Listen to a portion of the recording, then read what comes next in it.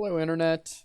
Here we are for another vintage cube draft. The last one didn't go so great. I tried tried to do some fast bond shenanigans with like Crucible of Worlds and Red and Six, but I didn't end up finding the strip mine, and that was rough. Here though, a pretty clear Soul Ring. Looking at what we might want to wield, there's a Swords, Glenalentra, Cryptic Command, Hiri, Grave Titan, but definitely snapping up Soul Ring. One of the strongest cards in the cube, if not the strongest card. I'd probably take this pack one, pick one over any other card. There's an argument to be made for Ancestral Recall, because if you take it that early, you can like really build around it and kind of maximize on its power by prioritizing cards like Snapcaster Mage and stuff. But, well, here, I kind of like taking Thran Dynamo. Plays really well with Soul Ring. Don't know exactly what we're doing yet, but whatever it is, it involves a lot of mana. Yeah.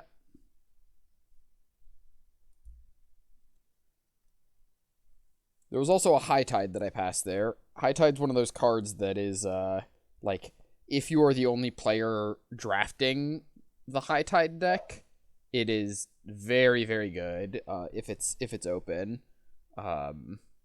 So the idea of that deck is you're playing High Tide, which is like a mana doubling effect for islands until end of turn. So you play High Tide, and then you use things like Frantic Search or Turnabout to generate just a ton of mana.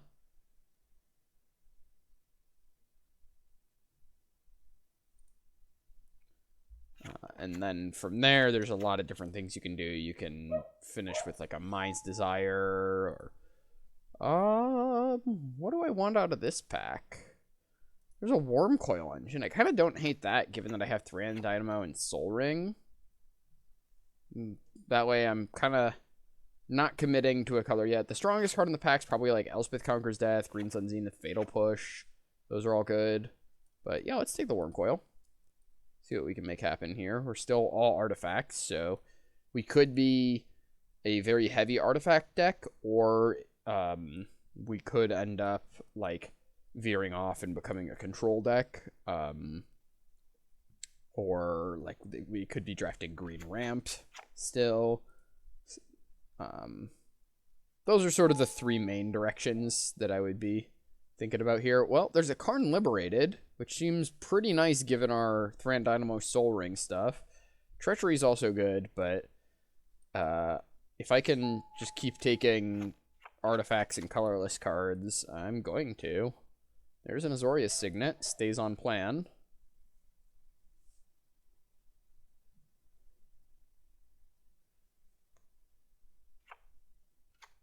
Okay. Yeah, we do not have a single pip of mana yet. Which is good. It's a nice place to be. I think the artifact deck is one of the better decks in the cube.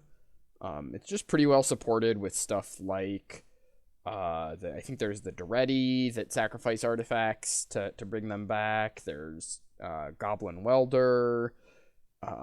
There's Thirst for Knowledge. There's Karn. There's Urza. There's a lot of good payoffs for the artifact deck. So, Jit, while it's an artifact, is pretty far away from what we want to be doing here, I think. There's a Gaia's Cradle. It's still possible that I could be green. Could also look at, like, Commit to Memory. It's like a fine piece of interaction. It's a little on the expensive side, but we do have a lot of things that generate,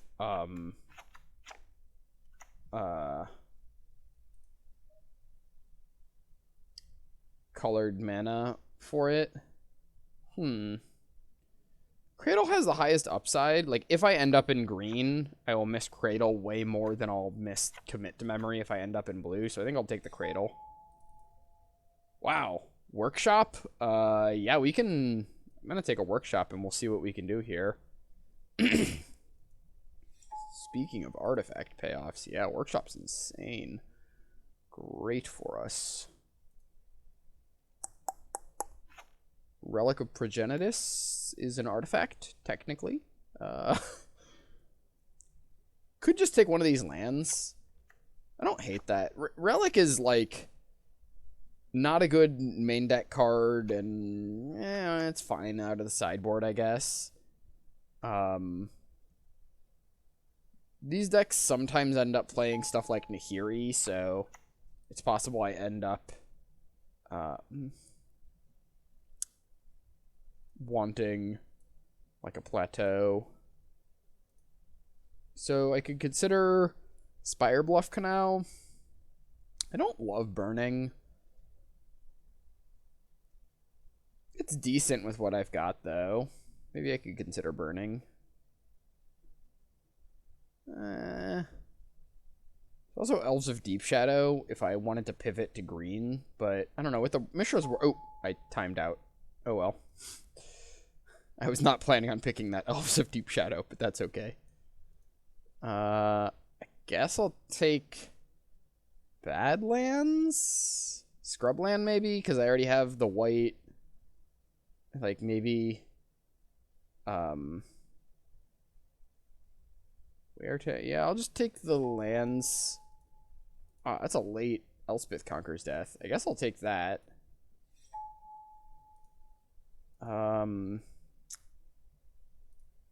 Blood Crypt? I don't know. I'm probably not playing any of these cards in a heavy artifact deck. Maybe I take Tidehollow Sculler. I've got the Scrubland. Yeah. Okay, Elesh Norn is a payoff. That's a real card. I don't think I'm playing any of those. Definitely not playing Birthing Pod in this deck. Well, I'll take a Mox. Mox is good.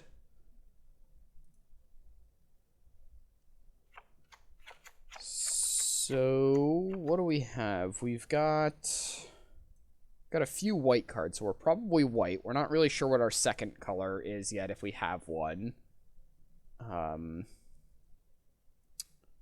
But Elspeth Conquers Death and Elesh Norn are both strong cards, so...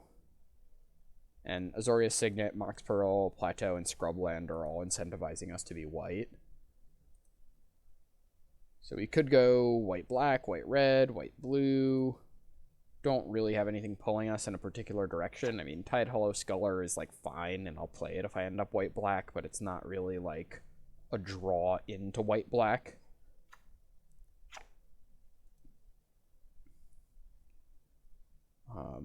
Like, it's a solid card once you're playing that deck, but... Well, I don't think I want to train wreck this draft with Crucible, like I am prone to do. I think I'll just take Everflowing Chalice here.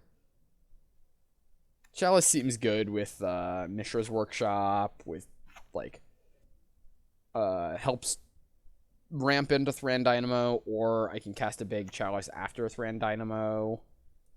Just seems like a really, like, just what this deck is trying to do here. Well, I'll take the Signet. Pretty happy to pick that up here. These decks want, like, a ton of Signets, so happy to grab as many Signets as I'm past. Karn is very, very good in this deck. Wow. Yeah, I'll take Karn. That's awesome.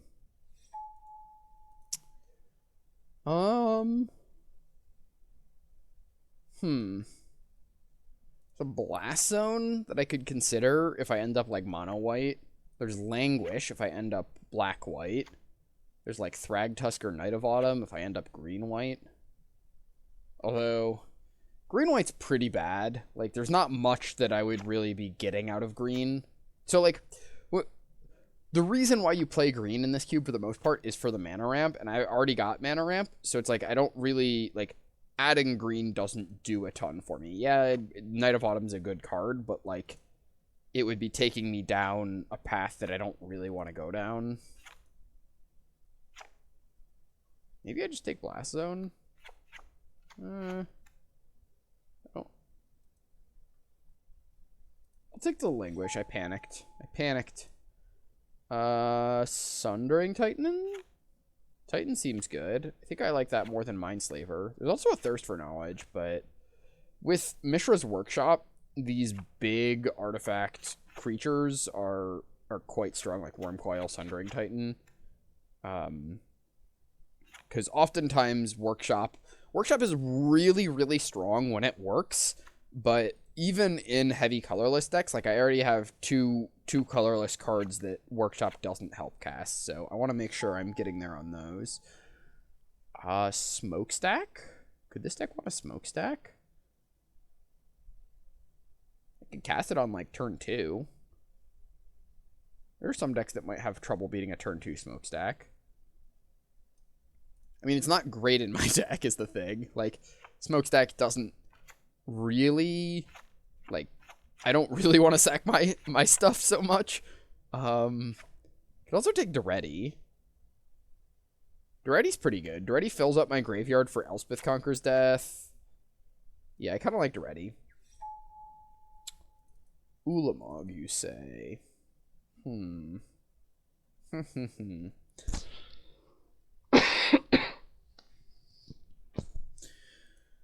Well, we've already got a lot of big things, and Ulamog's not an artifact, so I don't really like Ulamog here, because the Workshop can't cast it. I mean, I guess there's a chance I play it off of, like, Dynamo and Chalice and stuff.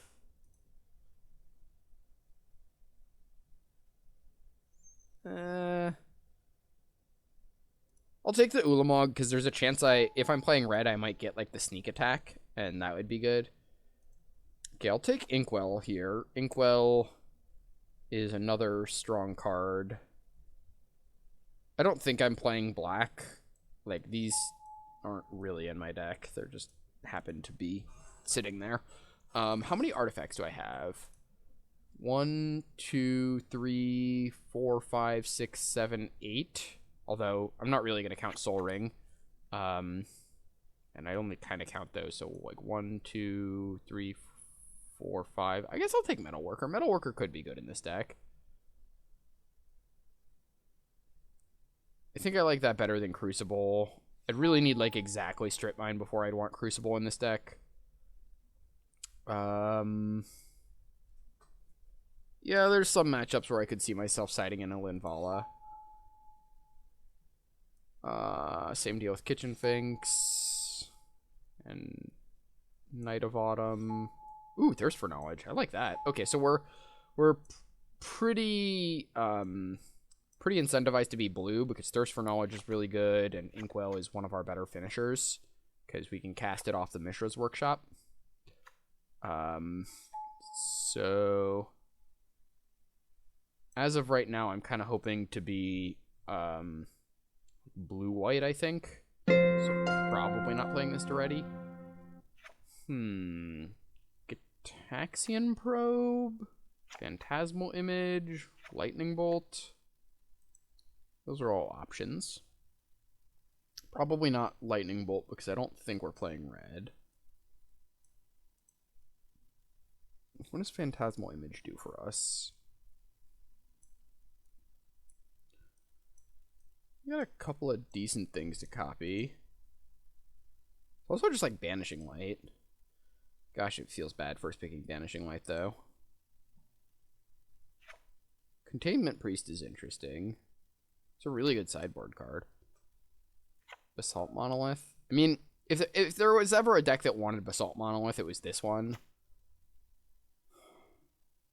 The question is there a deck that would want Basalt Monolith? I guess I'll take the Monolith. I don't love it. I can cast it off the Workshop. I do have a lot of big things to ramp into. Yeah, I'll take the Monolith. Ooh, Ancient Tomb? Ancient Tomb seems real good in this deck. Yeah, I'll snap that one up. Yeah, not passing on anything too much. Phyrexian Revoker would be nice if we could wheel it. Tolarian Academy? Hello. Get in my deck, please. Okay. now let's take a look here. So we're definitely blue-white at this point. Do we want Tezzeret or Council's Judgment? Tezzeret can like downtick to find a Thran Dynamo. I really like having like Coercive Portal or something with Tezzeret so that you can just like immediately go get a portal if you need to. I kind of like Council's Judgment. We don't have a ton of interaction, and Council's Judgment is like a catch-all removal spell.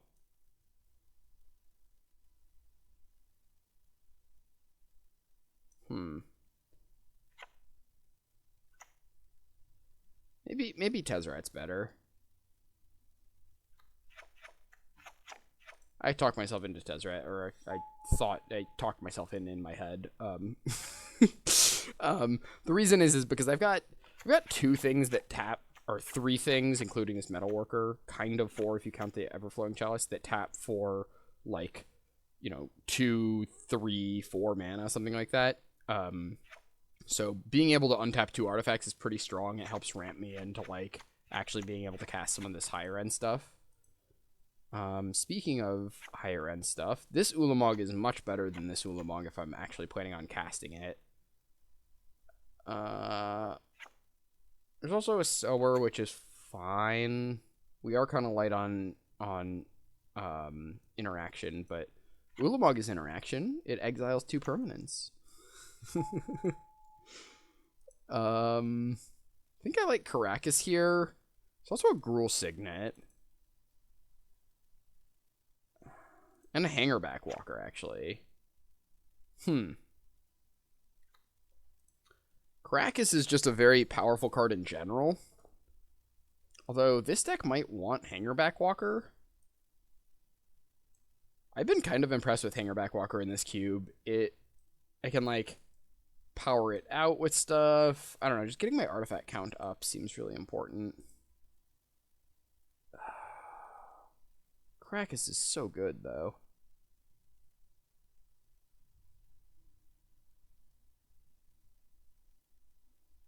I'm gonna take Karakas. I panicked. I don't know if that's right or not. Solemn or Battle Ball? Probably the Solemn. We've already got a lot we're doing up the curve.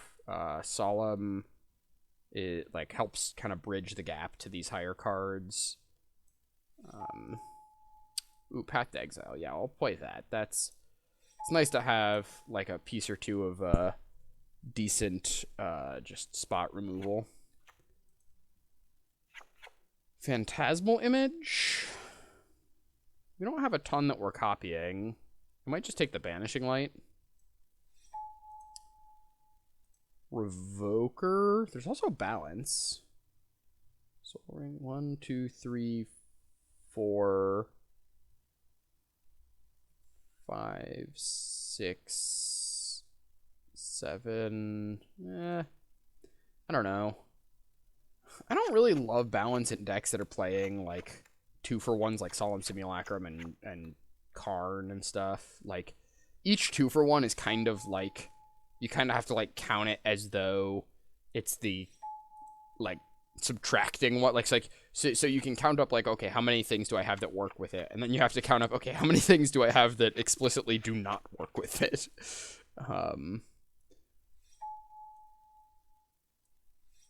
Ooh, the Walker Wield. Nice.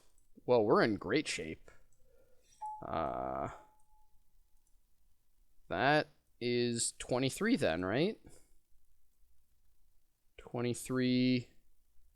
Oh my gosh, our curve. This is just too funny. Just watching our curve just keep going over. Just whoo. All right, let's combine all of this into a 7 or more pile. It's funny that the computer thought that Hangerback Walker was like more than Karn but less than Ulamog, or I don't know exactly where it put it, but it was somewhere in there.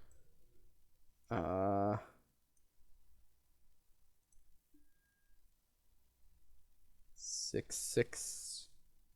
So this is like 7. So this would be 6. 7, 8, 9, 10 white sources. 6, 7.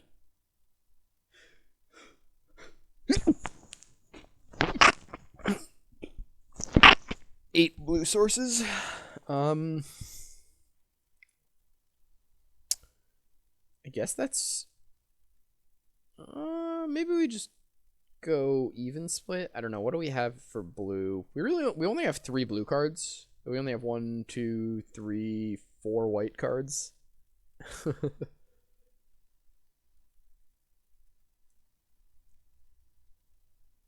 Yeah, this deck seems good. Deck seems real good. All right, I think I'm just gonna run it.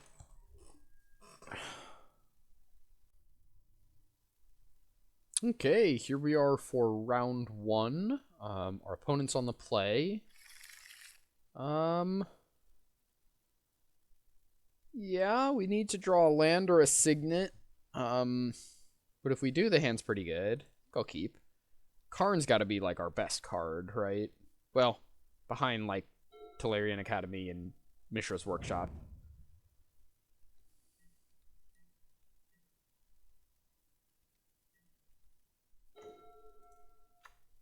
Okay, that's not a land.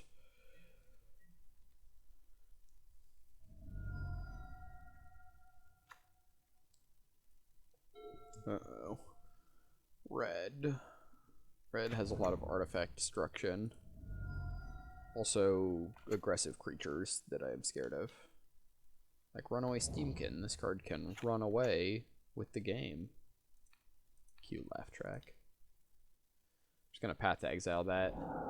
Feels bad to give our opponent land so early, but Runaway Steamkin is a card that can, like, it can really just go off. They get the counters, then they can remove them, add mana. It's a whole thing. It's cast with multi-kicker, X1. Okay. So next turn I can play Karn. I can also play Thran Dynamo. If we're against an aggressive red deck, getting down a Wormcoil Engine might just be game. Like, I don't know how a red deck comes back from a Wormcoil Engine. So we're probably just going to play Thran Dynamo next turn.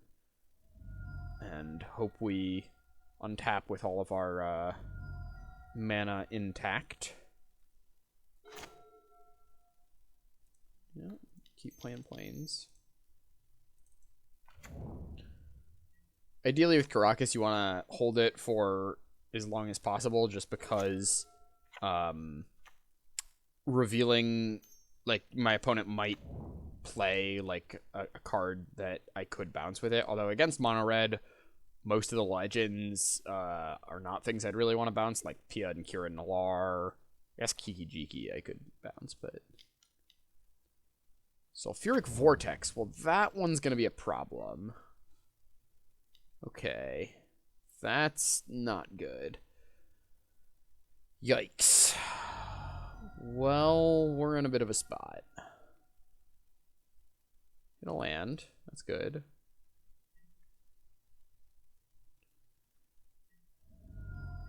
Okay.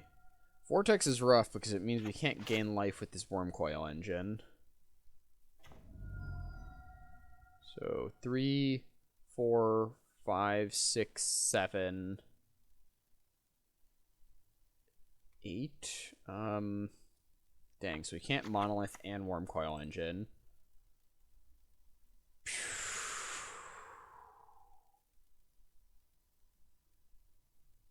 So I could Monolith and then Karn minus, and then next turn I can block the Hellrider with the token.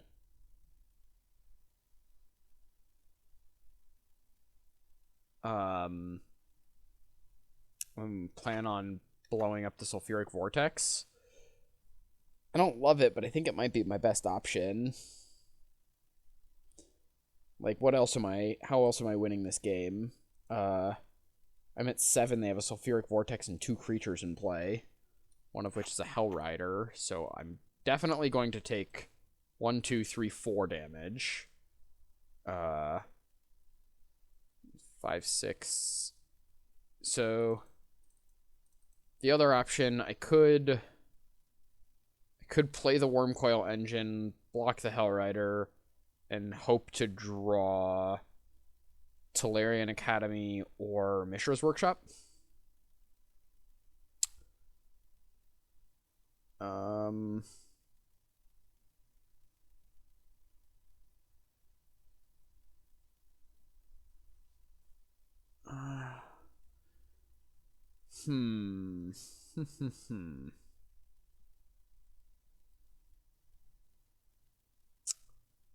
mean, I'm like almost certainly super dead, so it probably doesn't matter.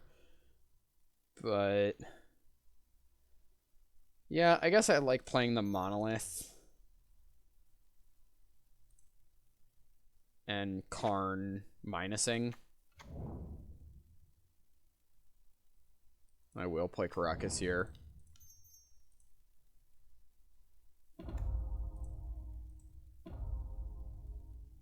So this makes a 4/4, which blocks Hellrider. So if they don't have any burn, it's possible we dig ourselves out of this. Because next turn we can Ulamog away the Sulfuric Vortex. But they need to, like, not draw any burn for, like, 3 turns in a row here or something. Like, they need to not have anything in their hand, and then also not draw a burn spell next turn. Or the turn after. Okay. Yeah. Island. Okay. Let's block. Go to 3. Ferocidon. Okay. Yep. Well, that's going to be the game then, because we're at 1, and they have 2 things in play that say we can't gain life, so they got that one. Alright, so here I think we're bringing in Kitchen Finks, some consideration to, like, splashing green for the Night of, or, like, cutting some of our blue stuff in for green to play Night of Autumn. I'm going to take out one of our Ulamogs. 11 drops seem pretty bad against aggro. I think I might swap both Ulamogs, because Linvala just seems... I mean, it's not great, but just a 3/4 seems more effective than a card that we can't cast.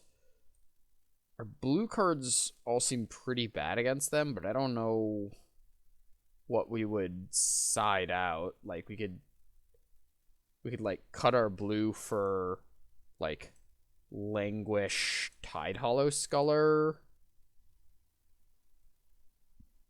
Makes our mana a little iffy.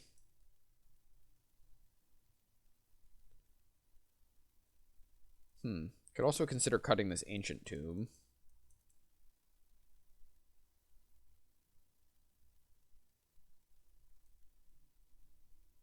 Yeah, maybe I do want to just cut the Ancient Tomb here.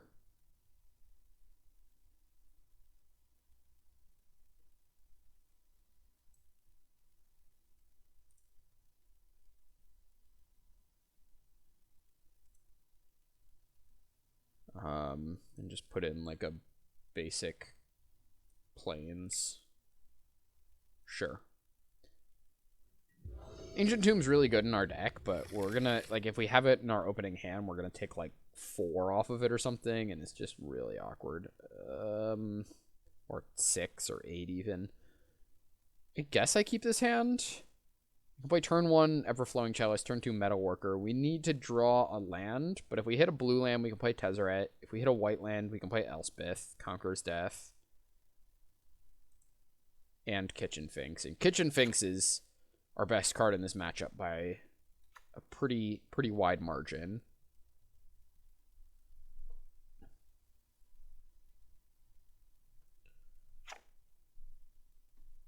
Though it's not great against Sulfuric Vortex and Rampaging Ferocidon. It is still very good in general in this matchup. And we might be able to get it to come down before those. Or they might just not draw those cards.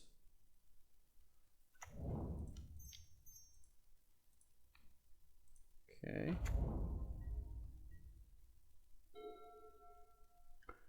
So there aren't many things in our deck that are bad draws. Because if we hit an artifact, then we can Metalworker, reveal the artifact, and cast the artifact, probably. Depending what it is. If we hit a land, then it'll either allow us to Elspeth Conquers Death or Tezzeret, probably.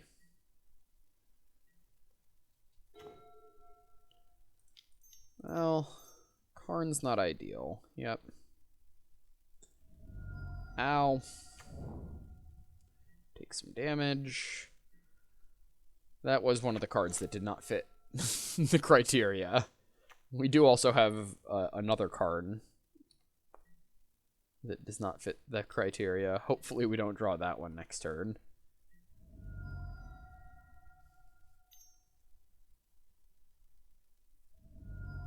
Burst Lightning. Okay. You gonna land, please? That's a land. I'm just gonna play the Kitchen Finks before they have a thing that says we can't gain life. Plus this, even if they have a removal spell, this still threatens to trade with the Eidolon. So, this kind of forces them to pump the brakes a little bit, probably. Ferocidon, okay. We'll probably Elspeth Conquers Death the Ferocidon if we hit our land. Yeah, I'll still trade here, even though I don't, even though I take one and I don't gain a life from the Finks coming back. Getting the Eidolon off the battlefield and not taking 2 this turn seems good.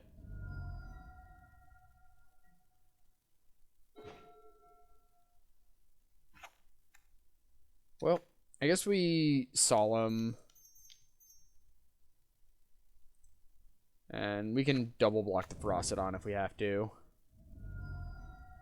Maybe. We'll see if we can. I'll grab an island here because we already have double white.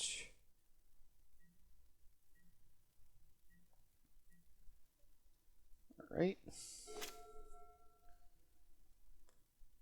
This card is terrifying in mono red. Has menace, deals damage when things enter, doesn't let people gain life. This is like a...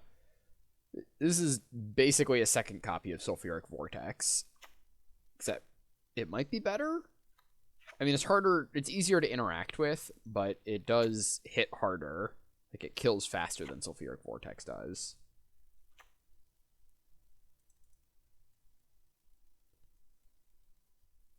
Bonus deck seems great.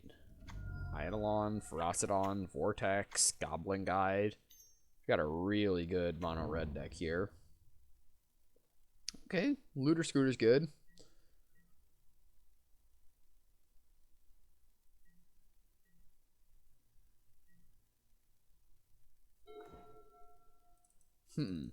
So, this is interesting. So, I could Elspeth Conquers Death on the Ferocidon. That's probably what I want to do. Could also, like, Signet plus Karn and tick up. But I think I like just getting the Ferocidon off the board. It is a little awkward if they have another creature, then they can start attacking with the scooter.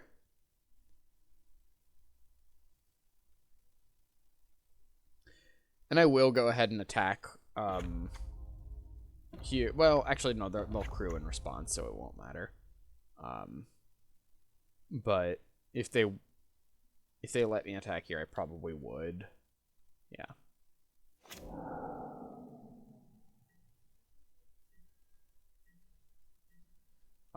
Just because if they have like a Hell Rider or something like that, then they'd want to crew the copter with it anyways, so.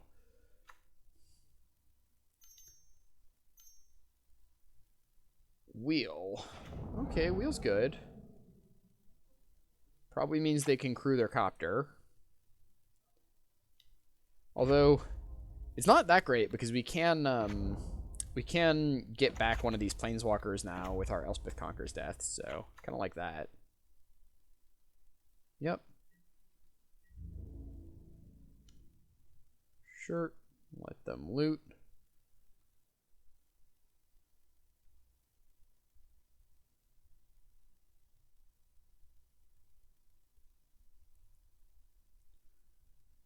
So on our opponent's turn, on our next turn, we'll probably play Thran Dynamo and then hold up Path to Exile for their Smuggler's Copter.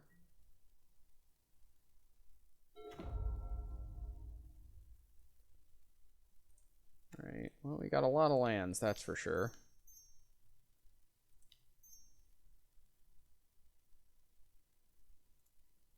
Guess I'll do it like this.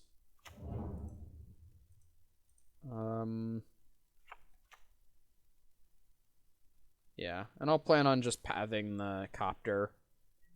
I'm not too scared of this Steamkin. I mean, it's good, but I'm more scared of, like, there are other creatures that I care more about. Like, if they had, like, a Hazaret or Hellrider, those are cards that I would wish that I had my removal spell for still.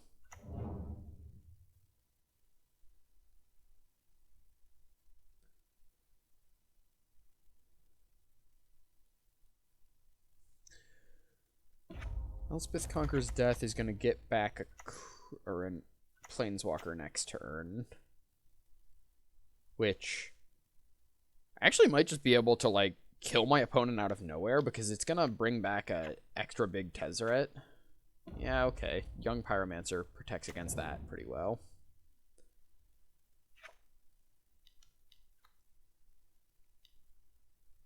There's the Hellrider. Okay.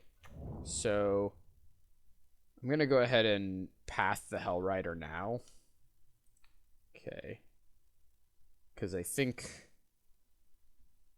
I'm more scared. Like, if they want to attack me with the Scooter, that's okay. But I don't want them to get the Hellrider triggers, and I can Banishing Light the Scooter next turn if I need to.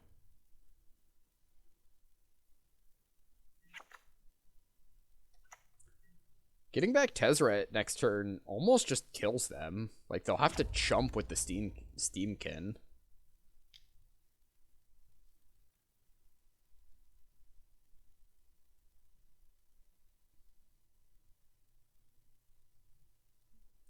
Because I've got 1, 2, 3, 4. Oh, no, they are actually going to die. I forgot they're already at 15.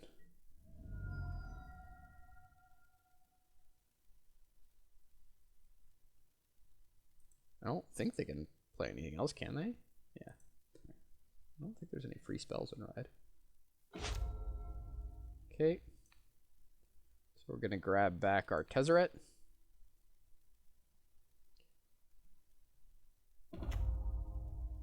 Go with a loyalty counter. We're going to go with minusing Tezzeret.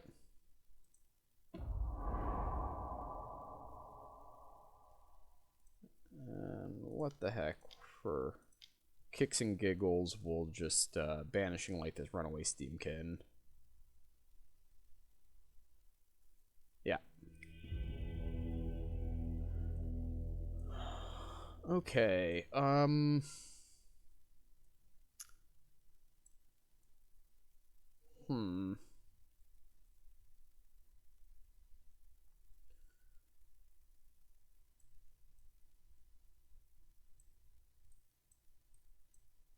Yeah, feels like our opponent has a really good matchup here. Like we got pretty lucky that last game, but I think in general our opponent is probably pretty favored here.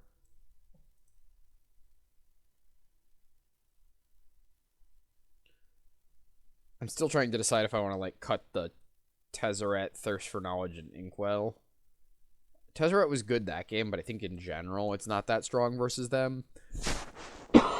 Just tapping out to play like a 5-mana thing that doesn't affect the board against an aggro deck is pretty rough. But what would they really be bringing in? Like Languish, Tide Hollow Sculler, and a land. Bring back in Ulamog.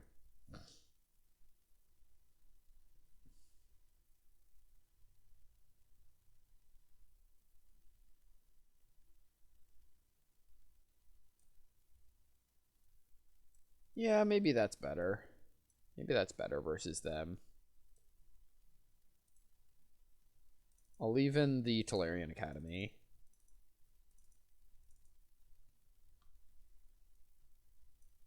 Like, Tezzeret was great that game, but most games I just don't have the time to play. Like, I didn't even play it that game. I played Elspeth Conquers End. Like, I didn't have the time to play Tezzeret.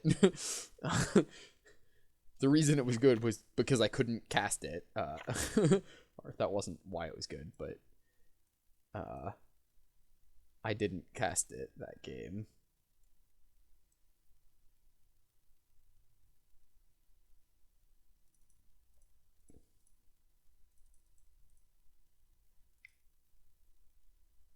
What?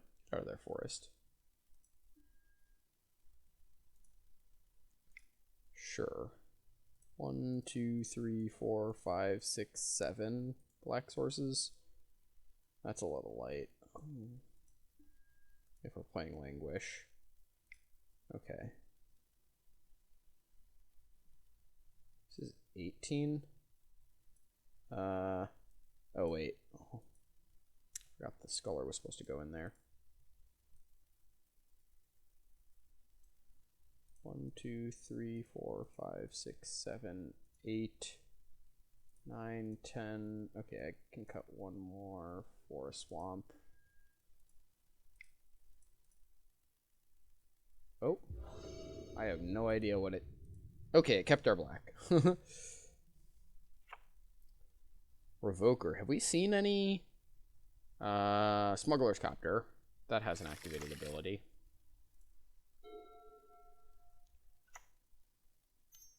Hand's a little on the slow side, but if we get to Languish, that could be a way we win. Okay. There's a land. Well, that helps it be a little bit faster. Signet's nice. Do we discard a land? Karn? Probably just a land, right? 2, 3, 4. Yeah, I'm going to discard land because we've got that Signet. Mm-hmm. Yeah, that's a fast start. Although, if they don't have a second land, I feel pretty good about stuff here.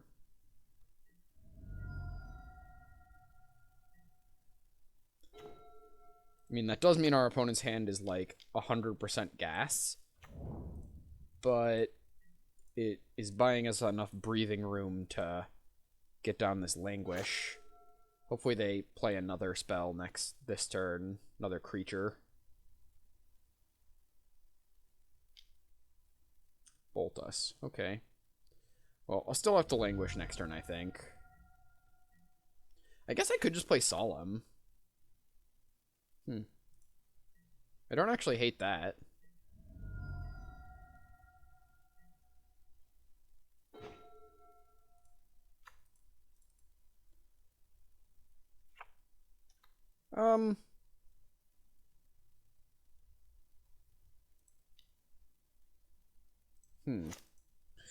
So if we play Solemn, the next turn we can play Wormcoil Engine.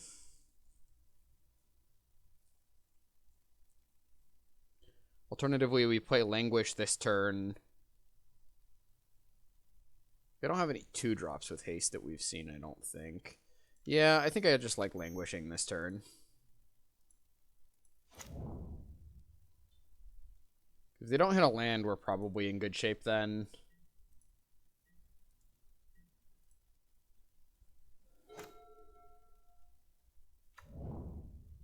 Okay, they did hit a land. Unclear what our shape is. Eidolon. Okay, Eidolon's good. It's not great, because we do have this Solemn.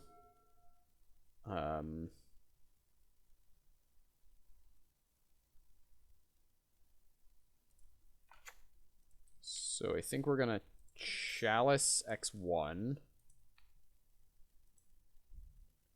Ooh, crap, I forgot that triggers Eidolon. Oh, that was really bad. I did not want to Chalice there. Rip. Hopefully that doesn't cost us the game. Forgot that triggered Eidolon. Yikes.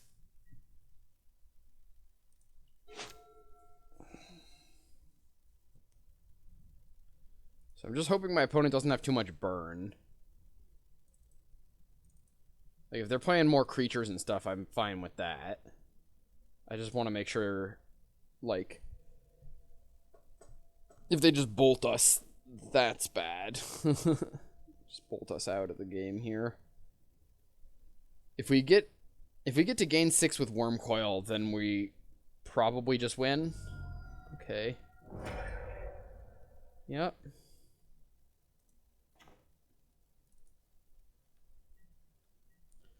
Well, I guess we'll find out in a minute here if the 2 from Everflowing Chalice cost us the game. Looks like it might have. Unclear. They might have had another burn spell. Alright. Well, that was a pretty good match, until I punted the last game away there. But, I'll see folks in round 2. Okay, here we are for round 2. We are on the draw. If I turn 1 Hangerback Walker and start pumping it up, but our hand doesn't really do anything else. I mean, I guess we have Banishing Light eventually. Hand feels pretty sketchy, keeping a hand with a 10-drop and an 11-drop in it, and a 6-drop.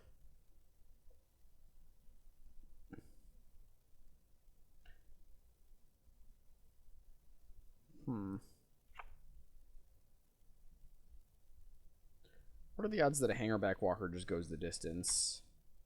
I mean, if this just gets, like, padded or something, we're dead, so... I'm gonna mulligan. Okay, this hand's better. I'll... pitch... Karn, probably?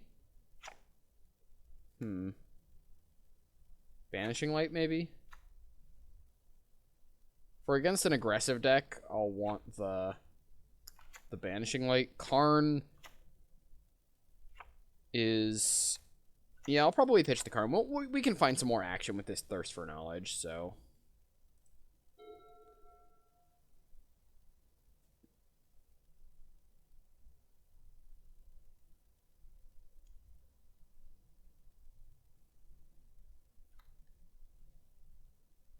Okay, Soul Ring. Yikes.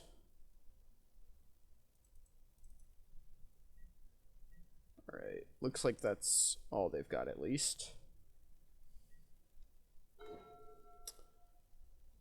Okay, well... We're about keeping pace with our opponent mana-wise with this Ancient Tomb Missoria Signet start.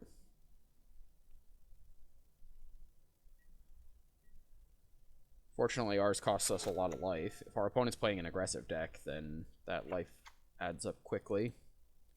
If they're not, then it doesn't really matter too much.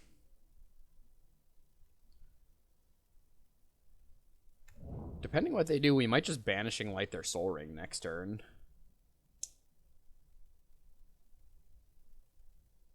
Would love to hit another Signet here.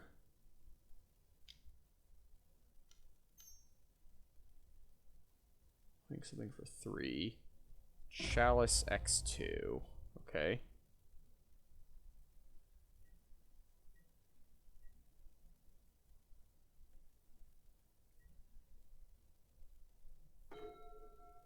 Hey, another Signet. Nice. So we can play the Signet. Play the Academy. 2. And 3. I guess we Banishing Light the Chalice, probably?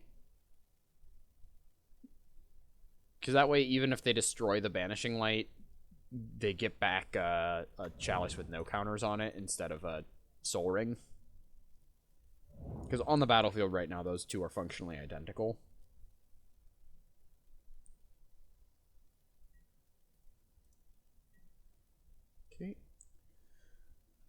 Well, I don't hate our position here. We've got a lot of ramp with the Academy and the Ancient Tomb and two Signets. Oh, they got their own Academy, okay. And we can gas up with this Thirst for Knowledge here.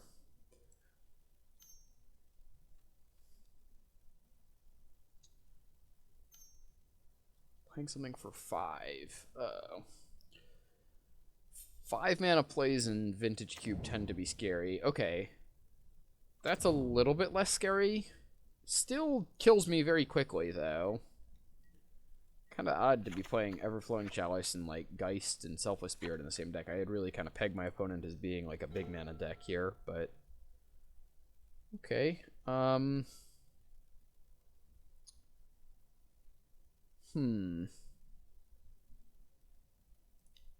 Guess I'll start with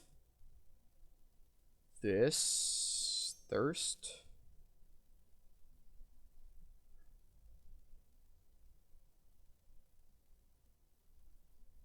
I was tapping this way to avoid tapping my Academy. Yeah. Until, like, if I... okay, that was the bad case. That was what I didn't want to have happen, was to just draw straight nothing. Okay, also I tap my Tome for no reason now. So that was the disaster. I guess I play Karakas. Fortunately, I can't remove this Geist or the token it makes. It's not legendary, I don't think. Oh, I was really hoping for... well, a lot of things. But none of them were lands. Okay, we take 8. So we're dead next turn. We gotta find something good here. Wormcoil Engine could save us.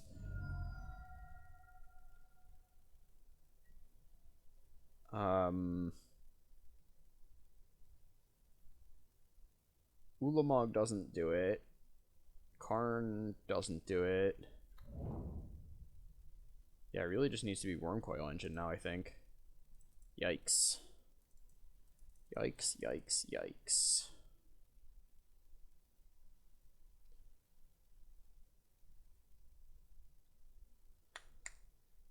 I probably should have tapped differently on with that tome. That was... I don't know, I didn't... Like, my thought process was that I wanted to try to get more artifacts into play before I tapped this Academy, and I was thinking I might be drawing more artifacts, but it didn't quite pan out like that.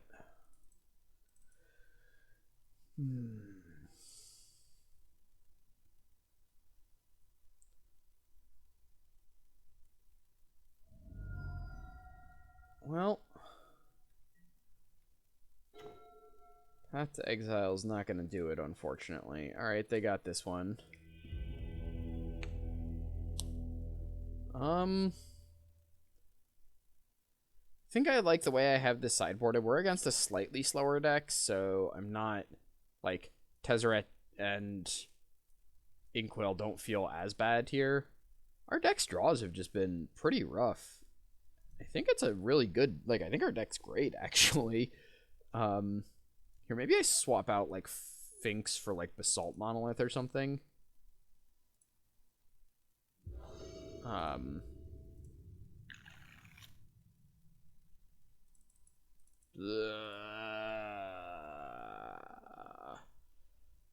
Just, like, land go. Banishing Light, Karn. Is that too slow? So slow.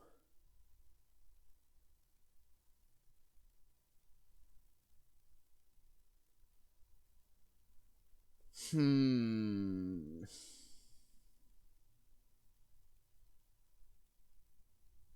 the hand does stuff. Just slowly.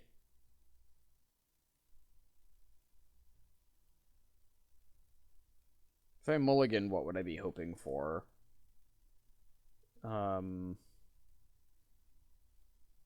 Faster hand.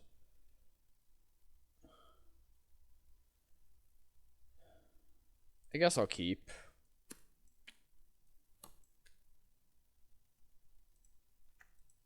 It's kind of right on the edge.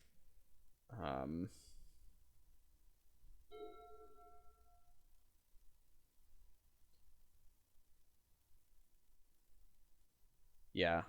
Really hurts to not have any of our accelerants in our opening hand. I could still draw one. Like, if I hit Soul Ring or Chalice or a Signet next turn, that would be very good.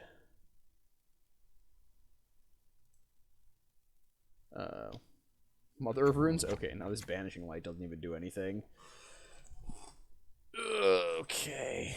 Alright, we're in trouble. We're in trouble.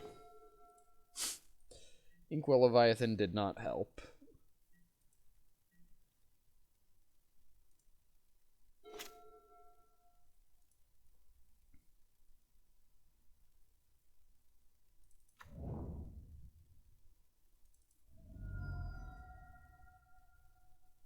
Okay.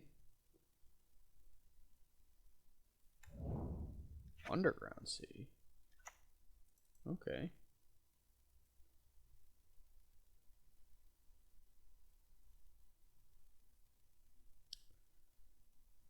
Come on, you know you want to attack with that Mother of Runes. Isn't it just so enticing? My combat, or my field is wide open. Okay, they might actually attack now. Although at this point I'm probably on hitting the Mox Pearl with the Banishing Light.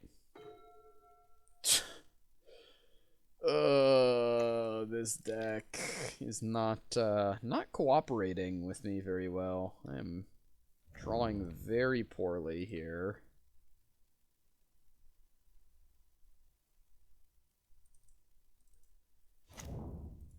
It might have wanted to mulligan this hand, like knowing how fast of draws my opponent could have, but it looks like my opponent could also have pretty, I don't know, like much slower draws. Like we saw Everflowing Chalice, and like I'm still not quite sure exactly what is going on over on my opponent's side there, like what they're playing.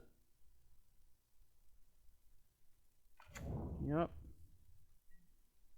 Okay. Ow.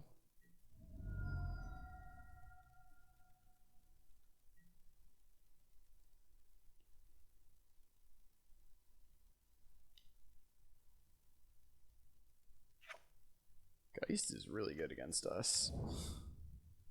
Yep.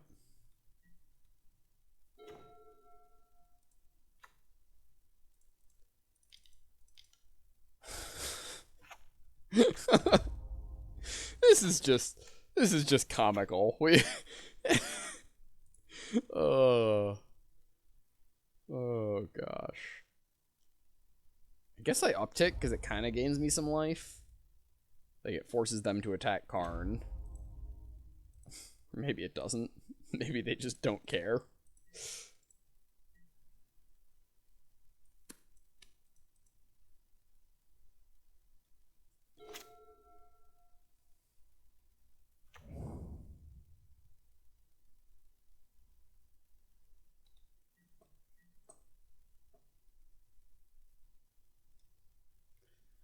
Really like to draw Kitchen Finks would be good.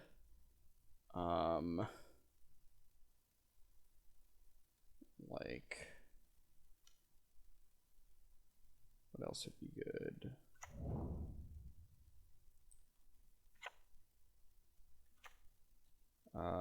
Wormcoil Engine actually still doesn't do it.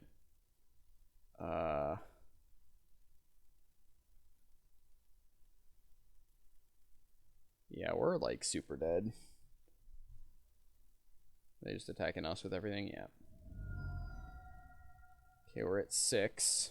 So we're dead next turn. Okay. Kaya, sure.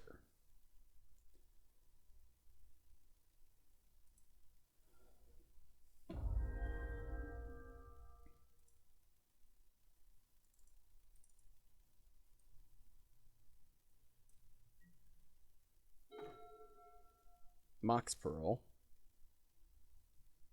Okay.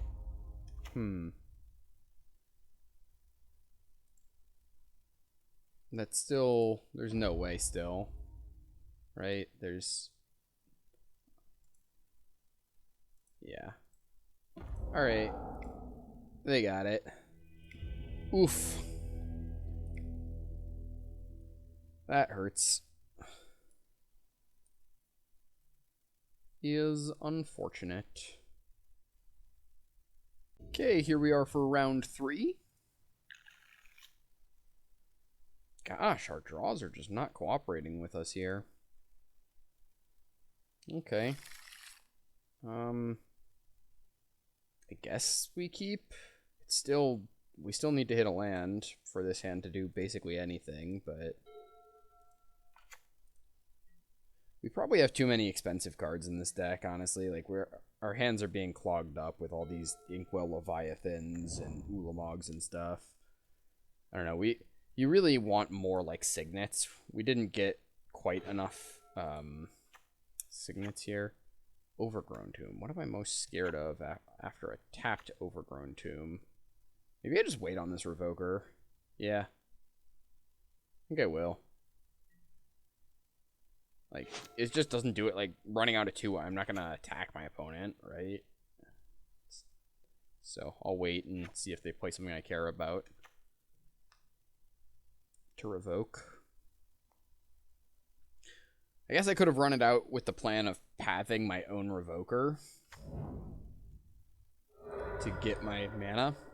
Maybe I'll do that next turn.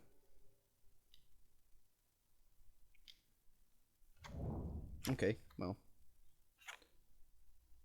So, Revoker is nice because you can actually name Signets. It's a little unfortunate that it's a Signet that we also have. Okay, well that was a good draw. So here we can now... See, and this is what our deck is capable of, right? When our plans come together. Yeah.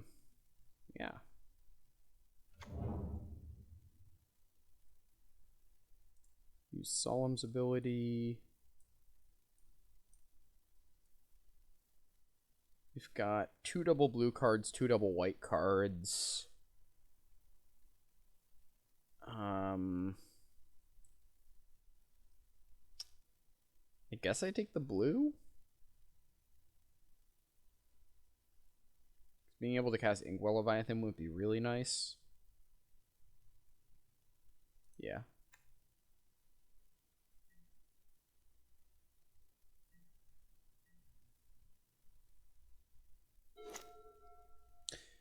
Yeah, that last match I definitely should have mulliganed the second hand. That was just too slow, and this deck is capable of a lot faster stuff. Uh-oh. Beginning of each player's upkeep, that player chooses target player who controls more creatures than they do. Okay, so on my opponent's upkeep, they would get a thing. 1, 2, 3, 4, 5, 6. Okay, so let's start with Thirst for Knowledge. I'll probably end up pathing my own Solemn here, but we're going to start with a Thirst for Knowledge. See what we hit. Huh.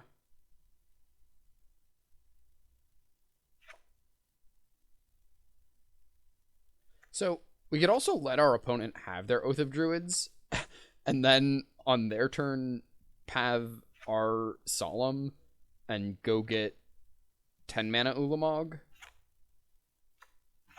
I don't know what they're getting. It could be... could be even scarier. So... we probably pitch 2 cards here.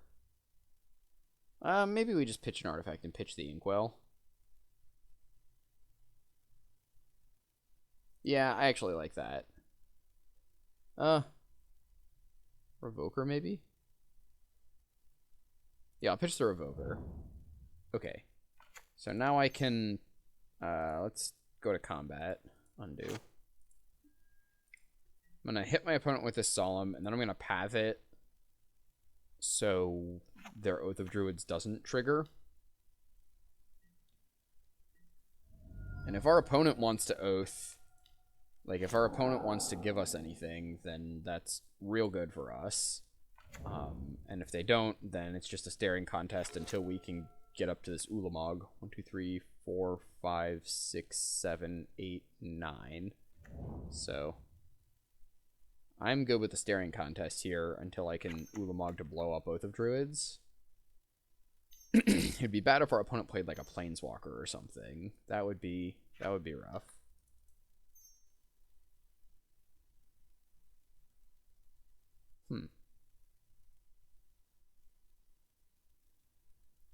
Yep. That is rough. I still don't think I want to...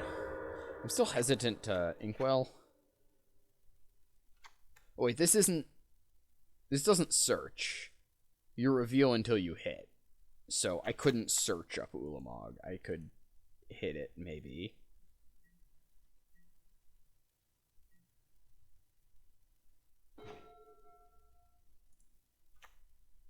I think I just keep waiting. Because even if our opponent emblems, like, that's okay. We can beat a Vraska emblem. And I really don't want to give my opponent whatever they're Oath of Druidsing for. Plus, Inkwell Leviathan wouldn't even kill Vraska next turn anyways.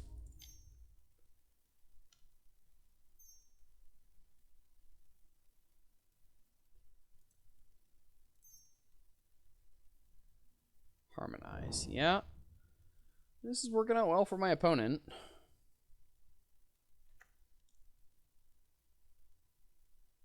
I can just keep drawing lands. I'm getting close to Ulamog. I've got 10 colorless mana right now. Also wouldn't mind drawing 10 mana Ulamog. That'd be great, because then I could just exile Oath and Vraska.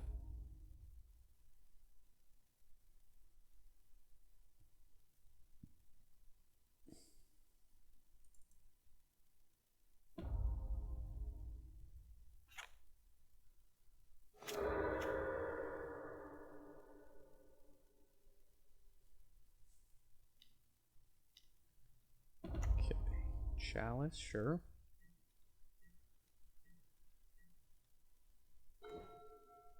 Wormcoil Engine. Well, probably not good enough to break this staring contest for.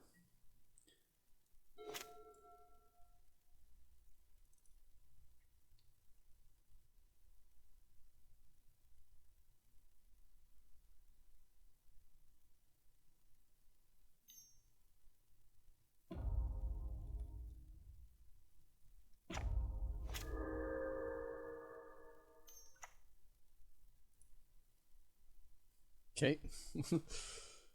So they can see our Ulamog now.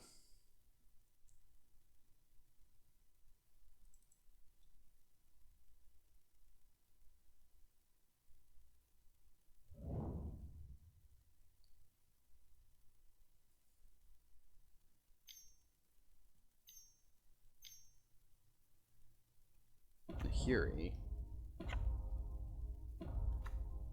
Okay, that's a problem.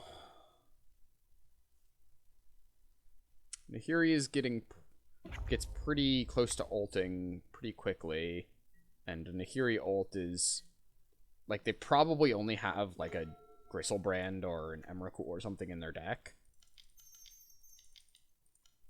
So we can Ulamog, destroy their Oath of Druids. Yep. Okay. Now next turn, got 11, 12, 13, 14. Next turn, if we hit a land, we can play both of these, I think. Yeah.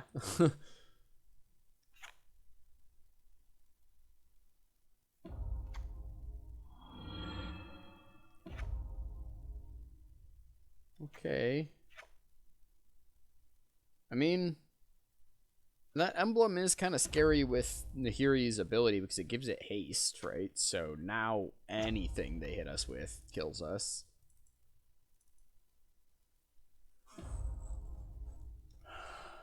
If they have a blocker for this Nahiri, that might just be game.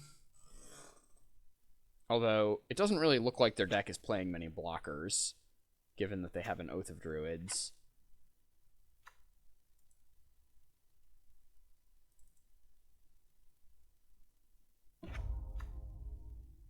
Like, Vraska's Emblem probably doesn't do a ton in their deck, just because it's like, if their only creature is like Emrakul or Gristlebrand or something, then it doesn't make a ton of difference whether, like, I would already lose from taking a hit from an Emrakul or a Gristlebrand, probably. If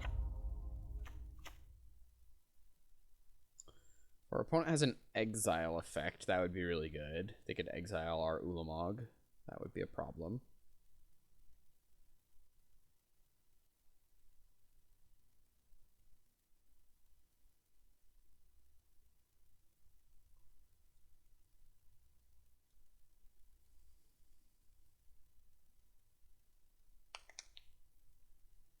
Yep.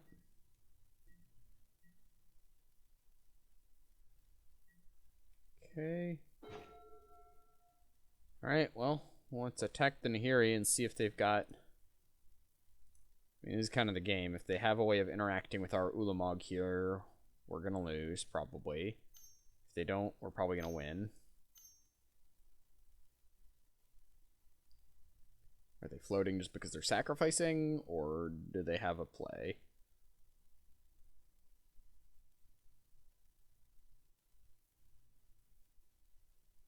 Beast Within. Okay. Yeah, that does it. So now if they have a flyer, they win.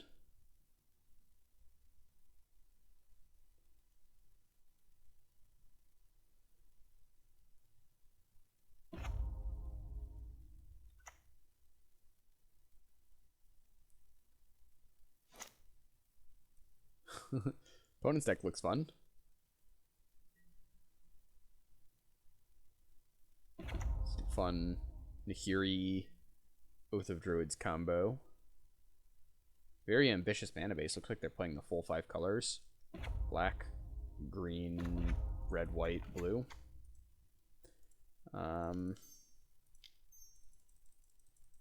Guess I'll play the Inkwell, because that's the hardest one for them to interact with. What the heck? Might as well play Metal Worker at that point. Oh. Actually, playing Metal Worker was bad. If they had, this opens up the out of Zealous Conscripts, although they probably aren't playing that. Nim Visit Reborn. Yeah, okay, that'll do it. Well, I guess I'll see what they draw. Ready, Assassin's Trophy, Teferi, Maelstrom Pulse. Oh my gosh.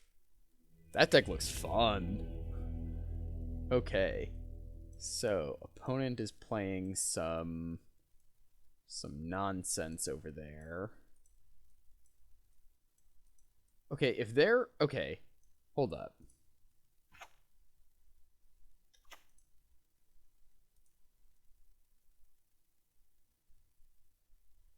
So... What if I cut...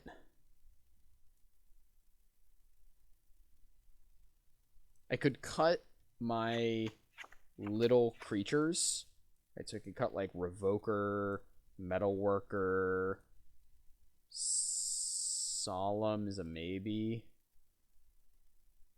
I could just bring in like Heartbeat of Spring. My thought process being our opponent seems to have very ambitious mana requirements, and this makes it so they can...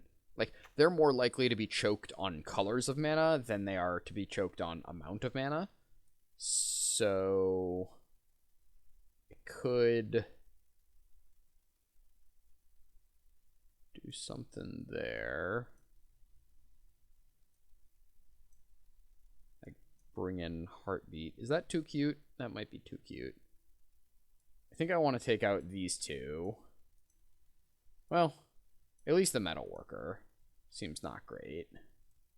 What would I be bringing in, though? My sideboard's so awkward.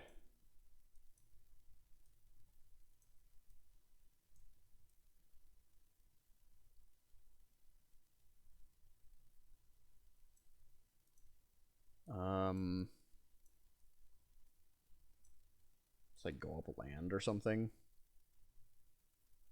I just don't have anything that... It's like if I want to add one of these, then it just stretches my mana that much more, is the thing.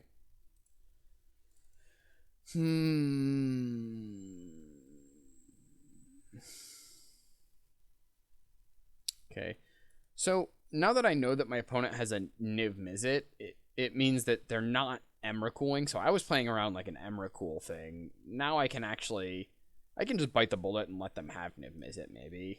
Maybe that's the plan. Maybe I just leave this in and just say, okay, you can have a Niv Mizzet if you get the Oath of Druids. Alright. Gonna Ancient Tomb out an Azorius Signet. That's the first time I've seen Niv Mizzet cast in this cube, which is exciting. I mean, it's a super sweet card. It's just like you need a lot of pieces to come together. But looks like my opponent's deck is doing the thing. Okay.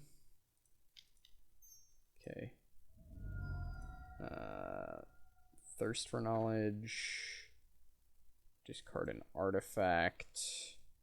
I think I'll just pitch the Hangerback Walker, maybe?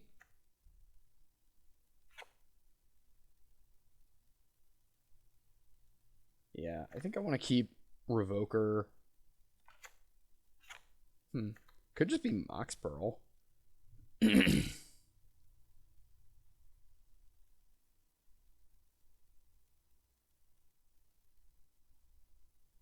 I don't hate that, honestly.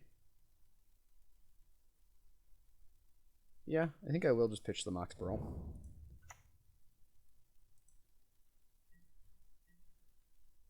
My thought process here is that I've got Banishing Light for if they play an Oath of Druids. I've got in the same predicament with my Phyrexian Revoker as I was last game. I can... So that's 2. I guess I'll tap like that so I can leave up Path. I'm just going to play out this Hangerback Walker.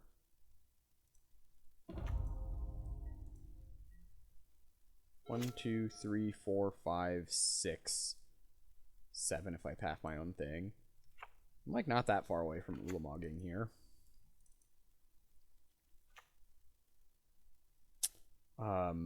Yeah, same predicament with the Azorius Signets.